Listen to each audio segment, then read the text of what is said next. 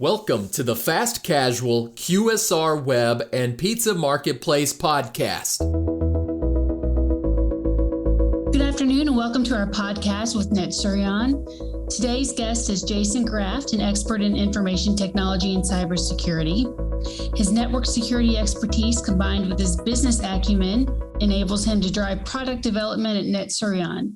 Jason develops a purpose-built solution for restaurant networks, which coupled with optional managed services by NetSurion's NOC and SOC is transforming the business over 20,000 locations across North America. Thanks for being with us today, Jason. Oh, thanks for having me.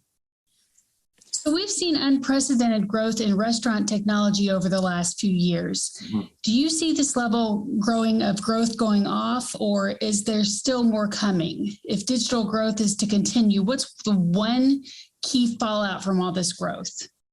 Yeah, I can't, I think with the pandemic, for a lot of companies, they really needed, to shore up any gaps they had in their ability to serve customers outside of traditional means, meaning somebody walking into their place of business and buying something. So it's definitely, most of the technologies we're dealing with today are not new concepts. One of the areas that I've talked about before is, when you think about even something like ordering groceries, that concept's been around for a while. I think grocery stores have tried to get people to latch onto it, but I don't think it's really taken off because people just really were sort of comfortable in the way they were doing business before, and now, and when, of course, after the pandemic, it was, people have now tried it and, you have a lot of people that liked it. And so now you're going to have more people utilizing that as a channel. And so I think the businesses are going to be more, they're going to be more motivated to actually implement those things. And I think the technologies in food service and retail are the same way. These are a lot of technologies that, they might have gone to trade shows or gone to places and said, yeah, this is cool. This is neat. This is something we can do today because the internet's great and we have all this technology, but is it really worth me spending the money, right, to do it? And I think over the last year or two, they got that motivation. And so I think you've got a lot of people that have jumped on to doing things. Obviously, in the last year, you had, those companies that were already going down that road that just really, saw a lot of success. It was all of a sudden, they're just getting more money in return for the investments, that they had made. So I think it's just going to continue for providers to continue to, those. And I think, you have a lot of institutions, they're using potentially legacy products, that, have over the years just maybe haven't made the leap because of, financial reasoning. Hey, it's a big move. It's a lot of money. When do we make that move? And I think, if you were in that position too, where you were sort of waiting things out, I think you probably are either in the process or have went through that process over the last couple of years, because I think most feel it's probably, sink or swim at this point. If you can't do things like online ordering or third-party delivery integration or, customer, pay. I think one of the neatest experiences that I had over the last year was I was in a larger city and it was like it was like a nice bar and grill type place. It wasn't necessarily like a large chain. And they literally, the entire customer experience from the menu to ordering to pay was done at the table. You had a server still that interacted with you and brought your food. But you walked up, you took your smartphone, it wasn't just a menu. You literally chose what you wanted. I want a Coke and I want a hamburger and I want this, and you hit it and it sent the order in the back and you paid for it and everything. It was really neat. It actually kept like a running tab too, because this was, right. They served drinks at this. So, you didn't just pay for it all and then, it actually kept sort of a running tab. And when you got done, you hit the button and you were done. And so I think experiences like that are going to continue to evolve and I think become, more normal. What's the one key piece of technology that restaurants need to ensure their success in 2022? It's got to be the internet. I mean, they have to have, solid internet access. And then ideally some type of ability to fail over. We use, for example, with our customers, we use a lot of LTE backup services with our customers. And that's probably, we do security as well. Obviously, we're securing the environment to make sure that nothing nefarious is going on. But, the site needs to have access to the internet. In order for all of these great technologies like we're talking about to work, they need to, in order for, say, for example, for their system, their kitchen, to get the fact that I just ordered a hamburger on my phone, that kitchen application has to communicate with, some application in the cloud that's interacting with my phone, right, to get that order. And that's and all this is happening right in pretty much real time. They can't wait 15 minutes, to get my order, or if the internet's down. So I think as simple as it is, internet access, is key. And then having, some type of, secondary internet, whether that's, some people have options of having a second internet that's relatively inexpensive. Some don't. So LTE or wireless, some type of wireless technology is good. But that's probably the big thing. And then just in that same vein is that, not all internet is created equal. So, one thing I would tell somebody that, is responsible for a particular location is, it's probably, if it costs you an extra $40 a month to get, say a good cable broadband versus, I harp on DSL a lot because it's, typically it's a little bit more of a challenging internet service. I would say go for it. Or if you can get fiber for, an extra $50, spend the money that you can to get the best internet, the most reliable internet that you can. And then, adding a little bit more for like an LTE backup, is a great option as well. Okay, so with the rapid expansion of digital technology in this industry, what's the risk level of a cybersecurity breach as compared to the past 5 years? I think the risk goes up in that, I think the same risks are involved in sort of brand reputation. Nobody wants to be the one that finds out that 50 of their stores, got compromised. So that risk hasn't really changed. But to me, the bigger, risk is that when you're so reliant on your technology within your store functioning, at a pretty high level, the ransomwares of the world, not only do they sort of, look bad and potentially put, customer payments at risk, they prevent your business from operating. What's even potentially worse is, say you get you have a few of your stores or even one of your store that's in one of your business locations, and you can't operate your technology for 8 hours, while you recover whatever it is. And that's being nice. I mean, if it's a bad enough thing, who knows how long, it might take you to get, back online. So I think that's the biggest risk. We talk, to me, ransomware is still like the perfect crime. When you think about it, it's out there. It doesn't really care who you are. It creates a scenario where it's as important as it is to you. You know what I mean? Like, for example, if I'm at my house and it's some computer that I just checked the internet on and I get ransomware, I don't care. You know what I mean? Like I'll just take that computer down and reset it. But if it's a business system inside, say, my retail location that I need to be able to do transactions on, then that's obviously really important, to me. And so that's why you hear about organizations even paying ransoms. You know what I mean? Because to them, they're like, well, if I can pay a ransom and get back online in 2 hours, as opposed to trying to restore all the stuff that they may or may not be able to restore, it's a problem. So I think ransomware is going to continue to be the biggest, general problem and risk. And of course, with when you have businesses that are becoming more and more dependent, on their technology, and not just, their ability to, say, cook food or get clothes off racks and stuff like that. They need this technology to be fully operational. Right. It's really hard to check guests out when the computer system is down. That's right. Sure. Yeah. Right.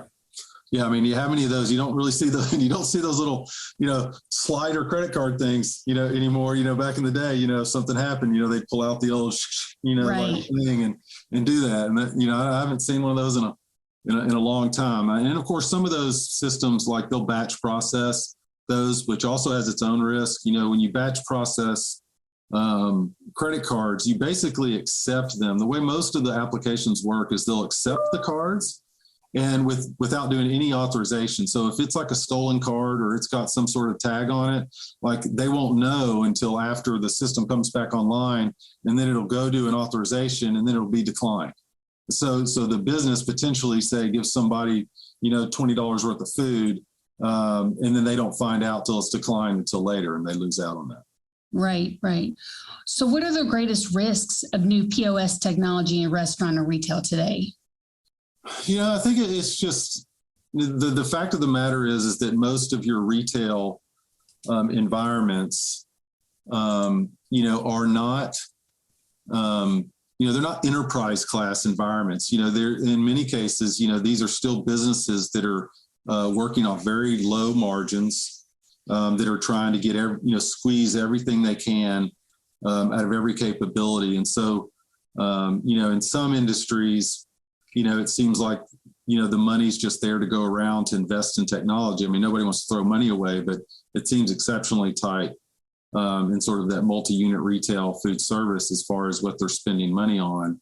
And so I think that's the biggest thing is, in one respect, they're wanting to leverage and utilize technology in a major way, but they're also wanting to do it in a way that has the least impact on the business as far as what their profit margins, and then of course eventually the customer, right? I mean, people in the retail space, these are consumers. They're in many times it's a commodity type business. If something costs $5 here or it costs $10 there, they might they might opt for the $5 option. And so I think that's the biggest risk is that, and even when you talk about how do you secure these environments, how do you ensure they have good internet and all that stuff. It all comes, most of the time these decisions are being made in the context of, how, what's the cost of this, and I think that's the risk, as decision makers are trying to decide, well, like I said earlier, do they get the fiber internet or they get the DSL? Because DSL's $40 a month and fiber's $100, a month. If they choose the DSL at $40 a month, they're putting themselves more at risk. And I would say their point of sale softwares and all that stuff is the same way. What are they leveraging legacy technology still because they just don't want to make the jump and spend the money? All those things, factors going to play. So I think that's the biggest risk is just how is the business evaluating how much investment? And I think if they're, in the same way we're talking about how technology has evolved and changed for these retail locations, business decision makers that have, that are making the decisions related to how they spend their money have to also change. They can't expect to just get all this stuff and then not sort of adjust how much money they're investing in it. What about smaller businesses, these small mom and pop shops and restaurants?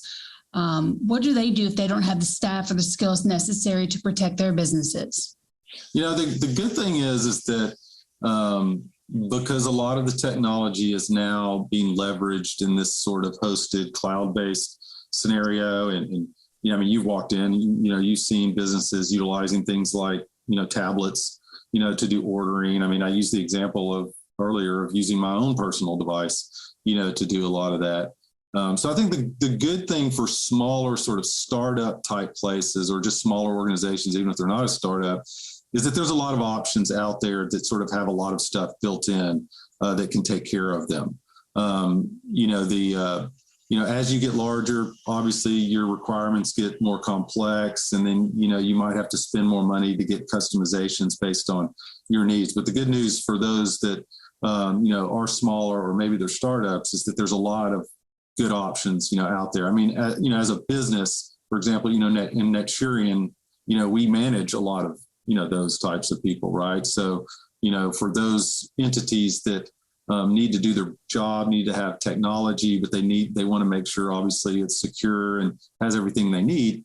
Someone like a NetSurian, a managed service provider, comes in and provides that at a broad level across, all those locations. So I would say if, there's plenty of opportunity for people to partner with to help you with the technology.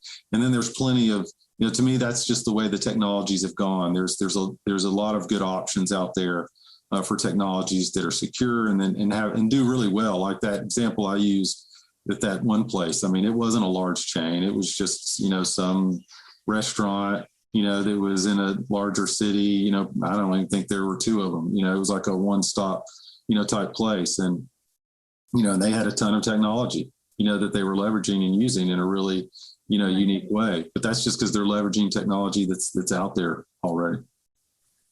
So managers can't be everywhere at once, especially in today's short-staffed, businesses, these staffing shortages that we're seeing now. Mm-hmm. How can companies get a bird's eye view of what's going on at their businesses on the technology side?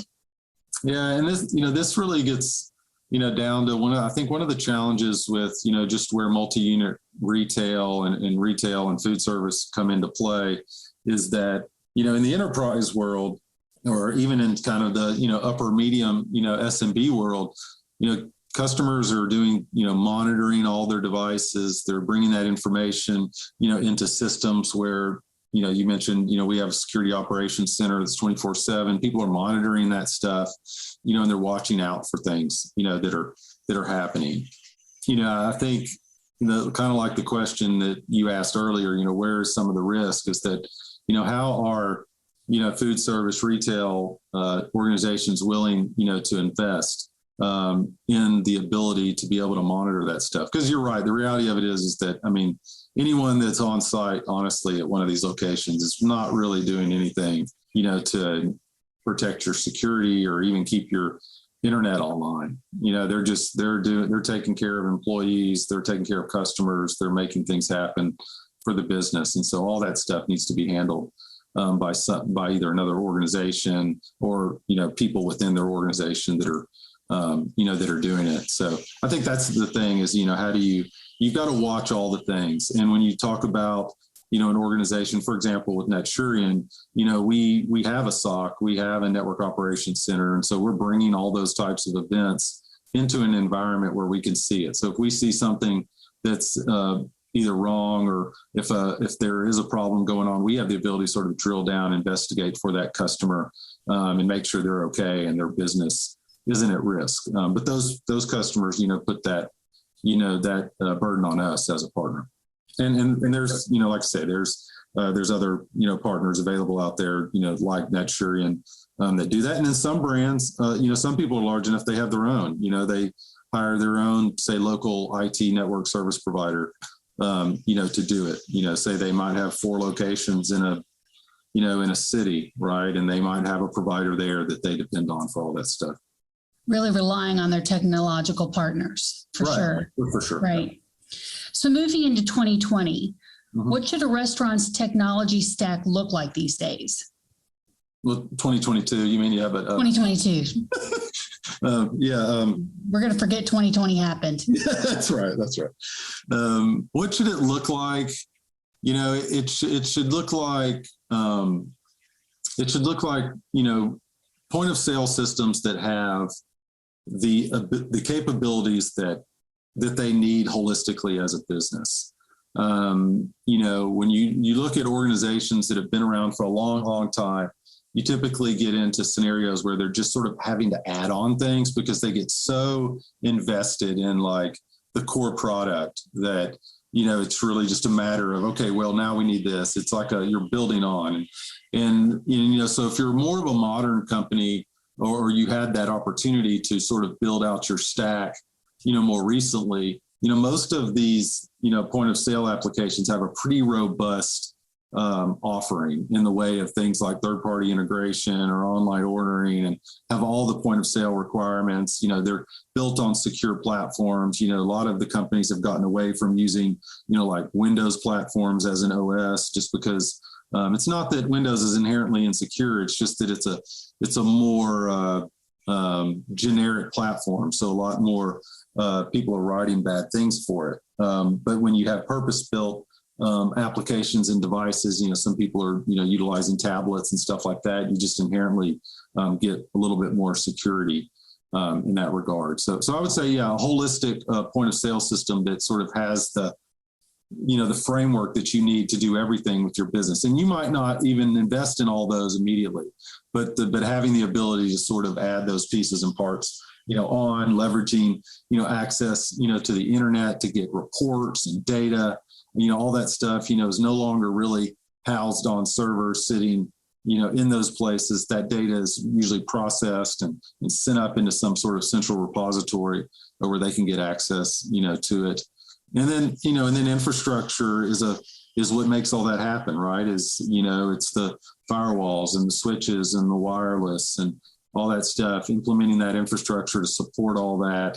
And then having, what you said, having, if you don't have the ability to support that yourself, is having a technology partner to be able to support the implementation of that. Because all those things just get more important, right? I mean, if you don't have a reliable equipment, at the end, providing you access to the internet, potentially even LTE backup, making sure things are secure so that you know what's coming in and out of your network, then, all that great point of sale will be for naught, because, you'll come into work one day and, it'll be a madhouse because maybe you got ransomware or maybe your internet's down for the next 4 hours.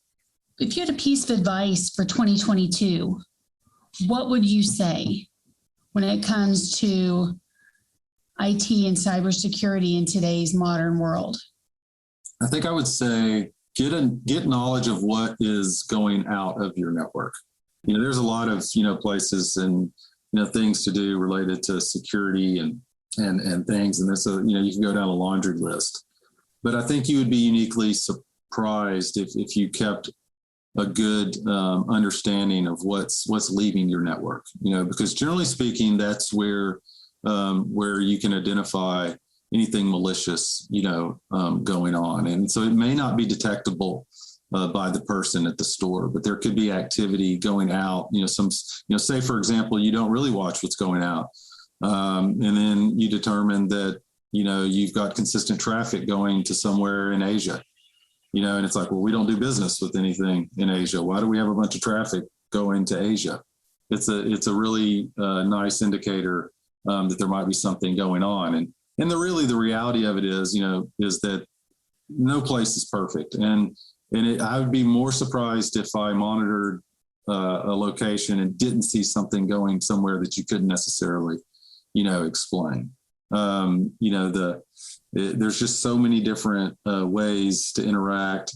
Sometimes there are things that don't necessarily make sense in the beginning, but you figure out what they are and you have better knowledge of it. And sometimes, it could be some piece of malicious software on a computer that's not necessarily causing business harm, but, maybe doing some, maybe a Bitcoin, miner on one of your, computers. And so you still want to know about it, right? You still want to deal with it. So that would be the one thing, is I would be get an understanding and control of what's going out to the internet from your place of business.